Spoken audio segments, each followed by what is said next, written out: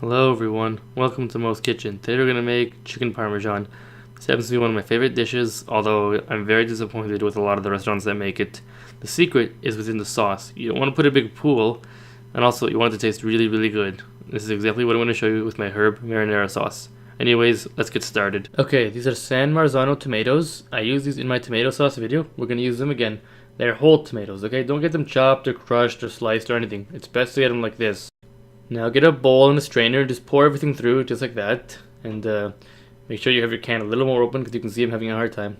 See, these are very meaty and juicy. They're not like regular tomatoes, and they're already boiled down. If you want to make your sauce from pure scratch with tomatoes from the field, it does take you hours just to boil them down to get rid of the acid. That's why you boil them down. You want to get rid of the acid. It's not so much to reduce it and thicken it, but that is part of the equation.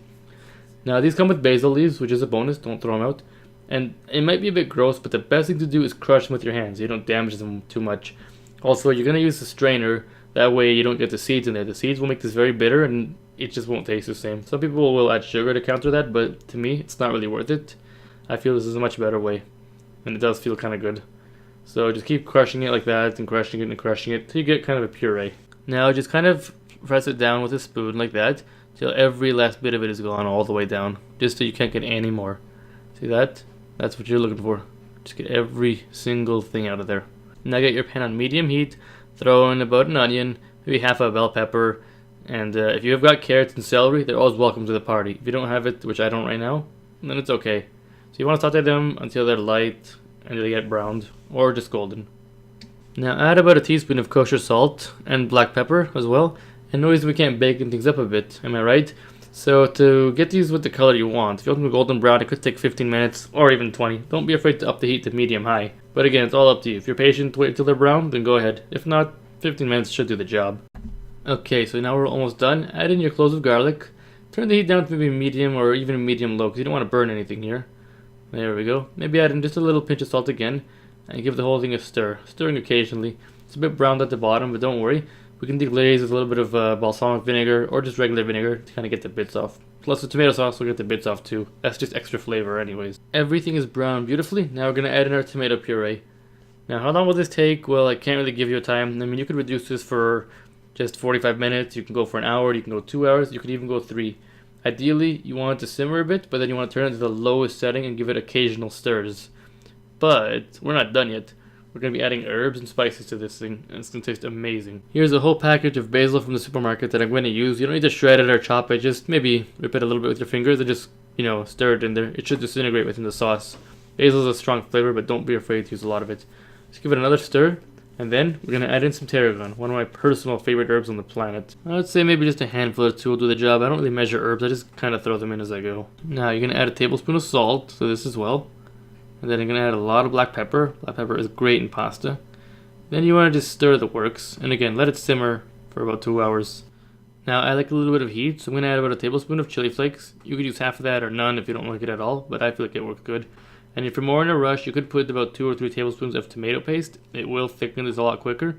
Otherwise, you can just let it reduce. Now, it's important to taste your pasta. Sometimes it can be very bitter, so I'm going to add about 2 tablespoons of sugar. You want to stir yours and taste it occasionally with a different spoon every time. So if it's too bitter, add a bit of sugar, and then when it's perfect, it's perfect. Okay, mine's looking good, so I'm going to lid up, lowest setting, and about every 10 to 15 minutes or even 20, depending on your cooktop, I'm going to come by and give it a stir so it doesn't burn. Okay, it hasn't been quite 2 hours, but my pasta is definitely done. I like it like this.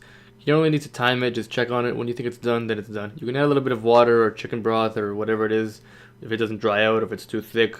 I forgot to mention I added in some olives earlier. It does a really nice job. You want to taste it to see how you like it.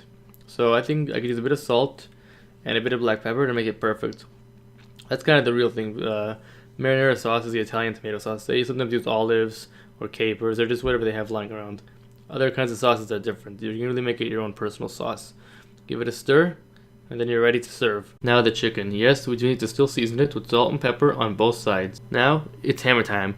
You want to pound this out just so it's kind of flat and more even. Maybe about ½ inch thick, that should do the job. Now I've got the relay team here, minus Mr. T. I know what he'll say. I pay the fool who doesn't have Mr. T in the A team. Ugh, that just sounded terrible. So for a different thing, we're going to season our breadcrumbs this time. I've got some parsley here. Add some garlic powder, onion powder. You can really add any kind of seasonings you want. So there you go. Just mix it up good. And you're also going to season your flour with salt and pepper, like always. You can add a bit of paprika in it if you want to. Okay, so you're going to completely cover your chicken with flour. And then just dust off any excess, you know, the typical routine. Then you're going to do the same thing in the egg wash, dredge it, and then you're going to dredge it in your breadcrumbs. Now, if you've got a busy schedule, you can do this 2 days in advance if you really want to. And you can even make the sauce 2 days in advance. It won't be as good if it's not fresh, but it'll still taste fine. Just make sure you reheat your sauce on the stove. For those of you who have seen my chicken cooking demo video, this is the same kind of idea. Basically, I'm going to do 3 to 4 minutes aside, but after 2 minutes on medium heat, I'm going to turn it down to about medium-low so I don't overcook it or burn the breadcrumbs in this case. So each side's going to be 4 minutes total, with 2 minutes on medium, 2 minutes on medium-low. You could, in theory, cook the whole thing like this, but that's, you know, kind of advanced. So do it this way first and then finish it in the oven. Then when you're more comfortable, try to cook the whole thing this way. Don't skip this step. It's a lot better cooking it in the pan than in the oven. Okay, my chicken is mostly cooked. We're going to finish it in the oven for about 6 to 8 minutes. This is how you're going to kind of melt your cheese.